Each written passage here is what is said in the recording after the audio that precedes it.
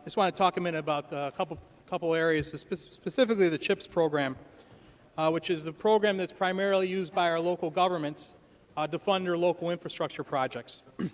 As you know, last year when we passed our budget, we made a significant increase in our infrastructure through the New York Works program, $1.1 billion. But not one penny of that was designated for our local infrastructure through the CHIPS program. On top of that,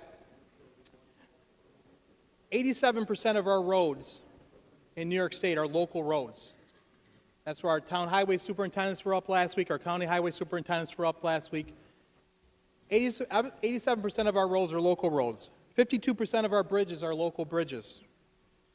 But yet the past 5 years, with the $1.1 billion increase last year, the $300 million that the governor proposed for an increase again this year, none of that is set aside for our local infrastructure, for our local roads and bridges, to our local highway superintendents, to our local towns, villages, cities, counties.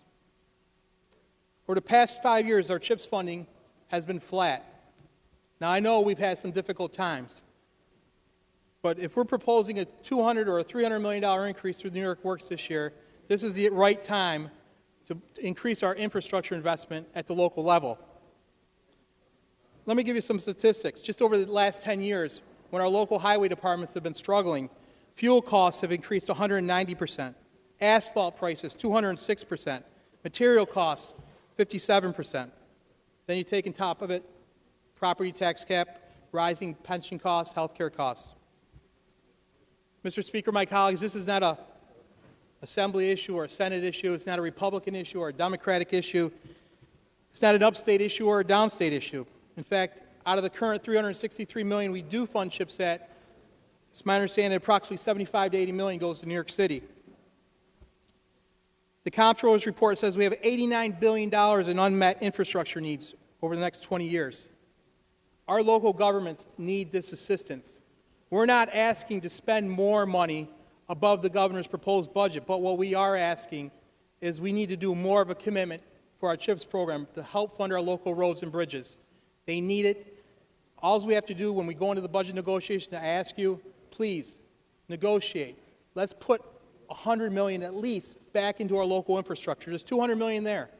$100 million back into our local infrastructure. What good is it if we have a state-of-the-art interstate or highway, state highway, but if a company or a truck has to get off the road and the local road is dilapidated or the bridge is out? I've heard this governor, we've talked about collaboration and partnership over and over again. This is the perfect issue at the right time. Infrastructure improvement creates economic development, but our local economic development people and our local officials need that help. So I implore you, my colleagues, when we negotiate this, please, we need more funding in the CHIPS program. It's the right thing to do. If I could just touch on two quick issues. Our library funding. Our libraries are doing more and more now than they ever have. When the economy is bad, more people use our libraries. They are tools for people to get job training skills, computer skills, resume building, and their demands are more now than they ever have been. In 2000, I believe we funded libraries at $93.5 million. This budget, I believe, it costs for $81 million. We should at least look at our libraries as we look at our education. If we're increasing education 4.4%, then we should be an increase in libraries 4.4%. They go hand in hand. It only makes sense. And just one more issue, Mr. Speaker, and then I'll sit down. Relative to the 18A energy tax surcharge, I know it's a lot of money. It's set to expire on March 14th, March of 2014. This represents, when fully implemented, the proposal is to extend this for 5 years, $2.5 billion. This doesn't affect just business community, it affects everyone. It affects the senior citizen on a fixed income, our local school districts, our local governments, our small businesses, in particular our manufacturers who have a high load energy need. It's not enough to run TV commercials to say we're open for business. We have to back it up with our actions. In my opinion, this proposal to extend this surcharge is not sending the right message to the business community. They're looking for credibility. They're looking for certainty. This is not the kind of certainty we need. We need to send the right message that we are open for business.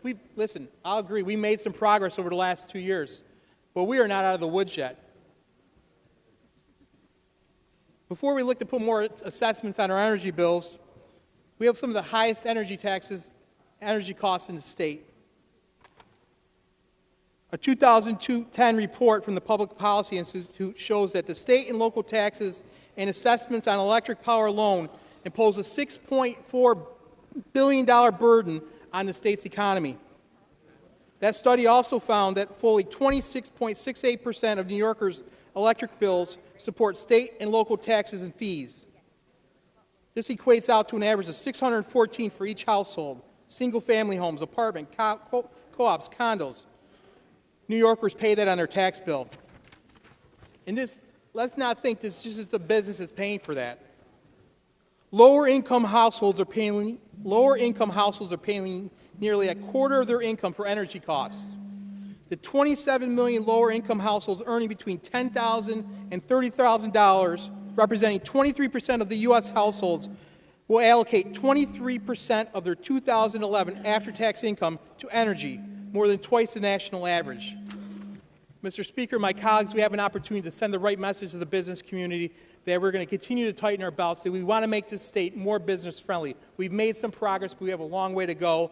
If we need to remove this surcharge from the budget negotiations, it is my hope that that happens in the negotiations so we can send the right message to the business community, so we can send the right messages to the residents that we're going to continue to make the right decisions so we can grow this economy and create jobs and encourage private sector investment, which New York State so desperately needs. Thank you, Mr. Speaker.